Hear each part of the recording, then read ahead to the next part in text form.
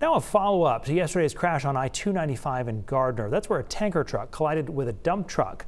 The tanker was carrying what's called landfill leachate, which leaked out. That's a substance that environmental experts say could have serious consequences.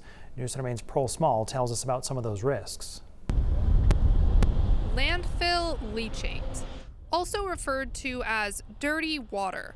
You may be wondering exactly what it is and what it contains after a crash in Gardner on Wednesday resulted in about 8,000 gallons of the substance spilling onto I-295. Chuck Lighthizer works with Don't Waste Maine, a conservation group that has been working to help bring the public a better understanding. It can mean a lot of things, right? Any water that comes in contact with any trash or whatever is in the landfill becomes leachate. So whether you should be concerned comes down to exactly what kind of waste was in the dirty water.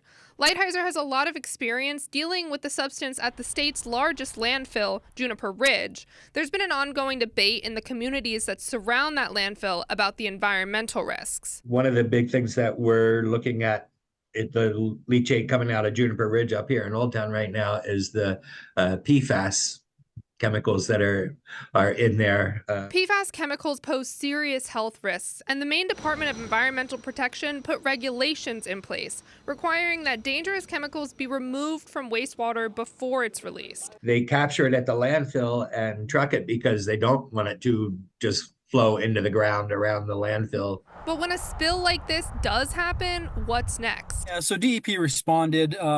The company that rolled the truck over also responded with a couple pump trucks. Sergeant Christopher Rogers with the Maine State Police, who first responded to the scene, shared insight on the initial cleanup. So they got as much as they could, certainly wasn't all of it. As far as a long-term response goes, Rogers says it's up to the DEP to assess. A spokesperson for the agency says the leachate that spilled in Gardner had already undergone treatment for PFAS, and they are awaiting additional testing.